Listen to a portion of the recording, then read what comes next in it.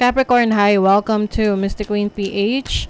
At ito ang inyong energy update for September 16 to 30, 2025. If you're interested in private readings, meron tayong 50% discount sa mga tarot reading services hanggang September 30. Ayan, so kung interesado kayo, meron tayong link sa description at sa pinned comment. Paki-check nyo lang information kung paano mag-book for a private reading.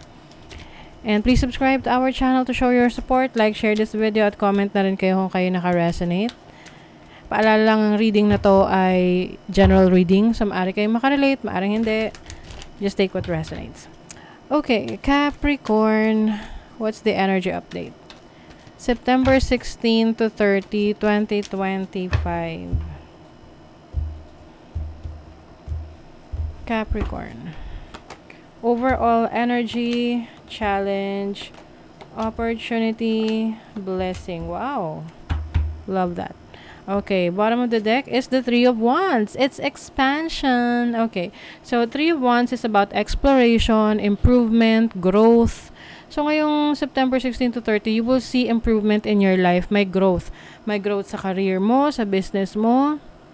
If you are into social media, dadaming followers mo, may mga views ng contents mo, if you're a content creator. This is also pagpaparami rin ng opportunity sa'yo. I think, yung iba sa inyo may plans na mag-abroad or pwedeng lumipat ng bahay, lumipat ng trabaho. So, you are now exploring yung iba mo pang options. Oo, yan o. You are coming out of your shell. Tinatanggal mo na ang limitasyon mo.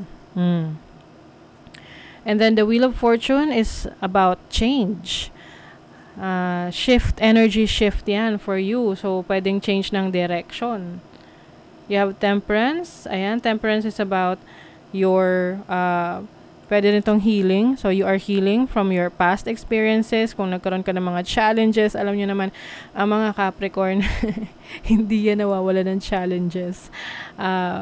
Talagang, laging may test sa buhay nila, no? So, Temperance is also about timing. So, yung iba sa inyo, it's time. It's time to make that change. It's time to take a leap of faith, no? Maglakas ng loob na sumubok ng mga bago, umalis sa comfort zone mo. It's time to upgrade. It's time to explore and expand your horizon. Yung mga opportunities mo. Some of you, if you are in a relationship, pwedeng may konting pwedeng magkaroon ng tampuhan. Oo, na pwedeng hindi kayo nag-uusap. Yung iba naman may reconciliation, no? Reconciliation kasi you realize na yung relationship nyo ay meron pang pag-asa na ayusin. Now, your overall energy is someone na very disciplined. Actually, whenever I see the Emperor card na ang na-associate ko kaagad to sa Capricorn kasi this is someone na talagang determinado. Meron siyang plano sa buhay, may disiplina, structured yung kanyang buhay. So, that's what I'm seeing for you na you know what you want at alam mo kung ano yung mga dapat mong gawin para ma-achieve mo yung gusto mo. At nandun ka rin sa point na you want everything is under control. At ready ka rin sa mga challenges na pwede mong pagdaanan. Ang challenge mo dito ay yung emotions mo. Kasi may mga times na, ewan ko, yung iba sa inyo siguro maaring kind of emotional lately, no? Na yung bang mga nararamdaman mo or even the pain, the suffering na hindi mo na nasasabi sa iba, hindi mo na express, hindi mo na i-share kasi nga gusto mo i-project na malakas ka na matatag ka, 'di ba? But deep within you, sobrang bigat ng dinadala, no? So yung emotion mo, yun yung challenge mo ngayon na kung hindi mo man kaya na mag-share ng, challenges mo, what you've been going through, gumamit ka ng ibang outlet, no? Example, pagsusulat or grounding, be with nature. Yan yung makakapag-heal sa'yo yan yung makakatulong sa'yo to ground yourself and, you know, refresh yung isip mo at magkaroon ng reset at para madesisyonan mo ng maayos yung mga choices na pipiliin mo. Now, your opportunity is the Seven of Pentacles, which is about waiting for fruition. So, ano man yung mga tinatrabaho mo ngayon, ini-effortan mo, kung magiging consistent ka, definitely you will see great results. Kasi the Six of Wands is about success. Oo. So, success yan ang blessing sa inyo ngayong second half ng September. Meron ka mga trinabaho, in-effortan na andun talaga yung disiplina mo. So, syempre, kung wala kang disiplina, wala kang ma-expect dyan na success. So, kailangan talaga nandun yung hard work, nandun yung planning, at nandun rin yung yung yung sa emotions mo na you're able to control it and also to release. Oo. So, Six of Wands is about achieving your goals, being recognized. So, meron ka mga goals ngayong September na definitely ma-achieve mo na. So, tinan natin yung energy ng kaperahan mo. Money, career, finances for Capricorn. Second half. Three of Swords. Nako, maaring yung iba sa inyo, still, you are in the process of healing. Yung mga heartbreak ninyo. Pagdating sa finances ninyo. I don't know, I feel like you've been too emotional in the past na may mga failures sa mga naging goals mo. Alam mo, kailangan kasi yun mangyari kailangan mangyari yun para mas ma-appreciate mo yung blessing na darating sa'yo. Totoo yan.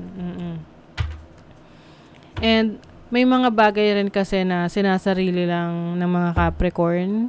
Hindi na niya pinapaalam or sinasabi. Like, alam mo yung umiiyak ka mag-isa nang walang nakakaalam. Tapos, pag lalabas ka na, balik ka na ulit sa dating ikaw. Na matatag, matapang, responsable. So, I feel like, financially, some of you nag-struggle talaga. Or nagsa-struggle kayo sa career nyo, sa business ninyo, sa sa sources of income ninyo.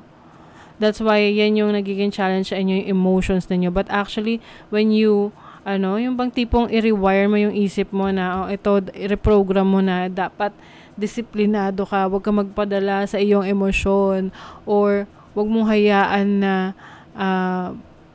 kainin ka ng lungkot.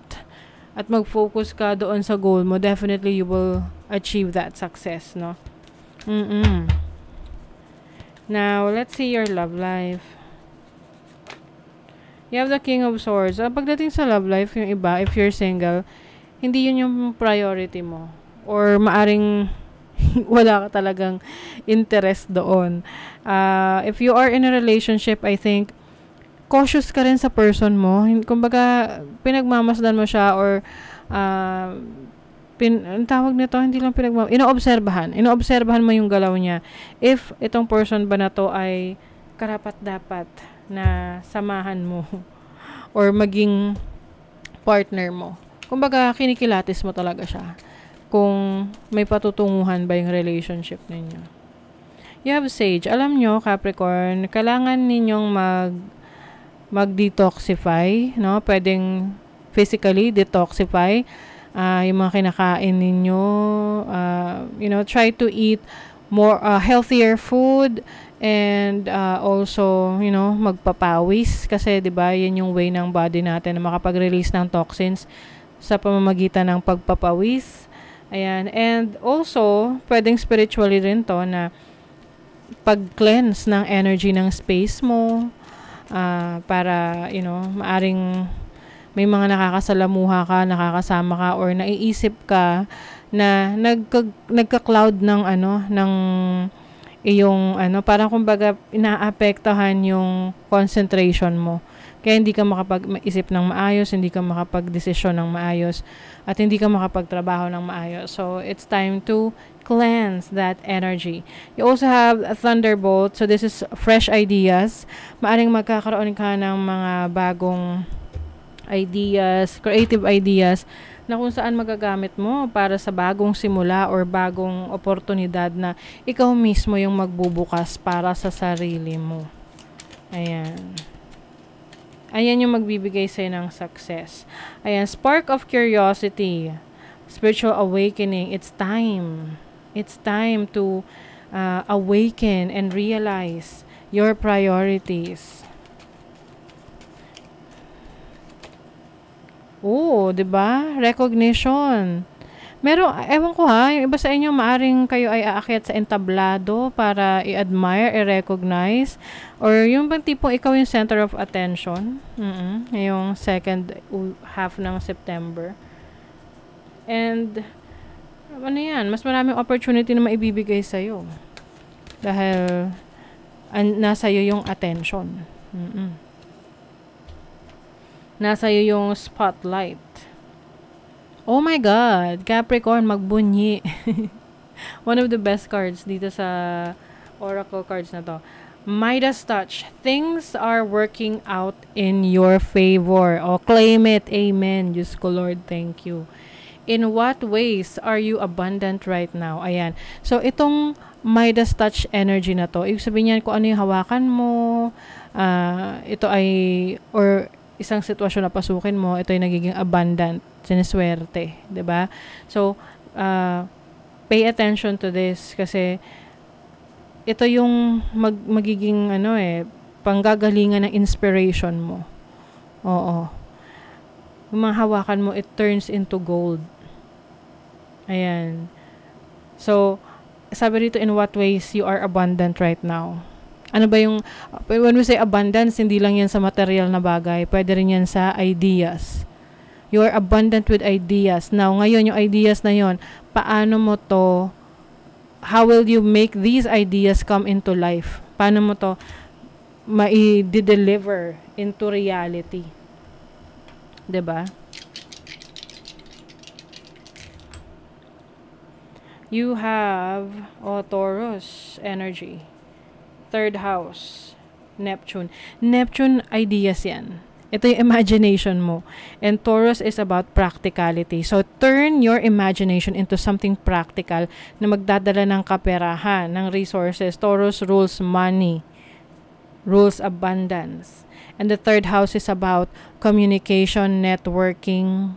Okay? So, yung iba sa inyo merong swerte or merong magandang blessing sa inyo pagdating sa social media, entertainment, or sa transportation, and also community. Ayan.